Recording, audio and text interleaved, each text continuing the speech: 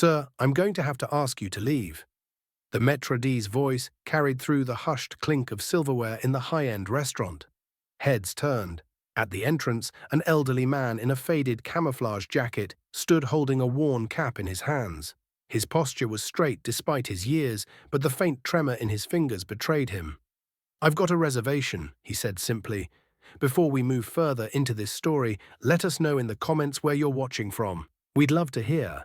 Let's dive in." The maitre d' glanced at the seating chart, then at the man's weathered clothes. "I'm sorry, but this establishment has a dress code. We can't serve you dressed like that." His pause wasn't subtle. A few diners smirked. At a table near the center of the room, a blonde woman in a sleek black suit chuckled to her companion. "Guess they'll let anyone wander in these days." The old man's jaw tightened. He didn't raise his voice. "I served this country for 40 years. I think I can handle dinner without causing trouble." The maitre d' shifted uncomfortably but stood firm.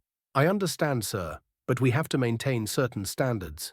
Please, I'll have to escort you out." Before he could reach for the man's arm, a chair scraped loudly across the floor. Then another, and another. From a large table in the corner, 6 men in matching navy blue shirts and digital camouflage pants rose in unison. They moved without hurry, but with the kind of deliberate presence that made the air feel heavier. Across their chests, bold yellow letters read, "Navy SEALs." The maître d' froze mid-step. The woman in black stopped mid-laugh, her eyes flicking from the old man to the towering figures now crossing the room. The tallest SEAL stopped beside the old man, placing a hand on his shoulder. "Evening, Commander." His tone was warm, but his gaze never left the maître d'. "Evening, boys," the old man replied, a faint smile tugging at his lips. Another SEAL stepped forward, folding his arms. "Is there a problem here?" His voice was calm, but something about the way the room went dead silent made it clear. No one wanted to test him.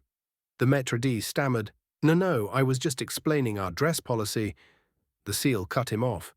"This man commanded teams in places you can't even pronounce. He's the reason men like us come home.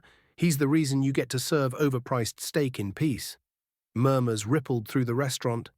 Someone at the bar muttered, "Is that Admiral Rhodes?" Another whispered, "He's a legend." The woman in black shifted uncomfortably in her seat. A moment ago she'd been amused. Now she couldn't meet his eyes. The SEALs didn't raise their voices. They didn't need to.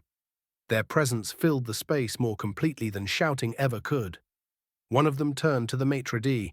"We'll be dining with him tonight. Put it on our tab. And make sure it's the best table in the house." The maître d' nodded quickly, his earlier confidence gone. "Of course, sir. Right this way." The old man glanced at the SEAL beside him. "Appreciate it, boys, but I can find my own seat." "Not tonight, sir," the tallest one said with a grin. "Tonight you're with family." As they walked toward a large table by the window, every eye in the restaurant followed them.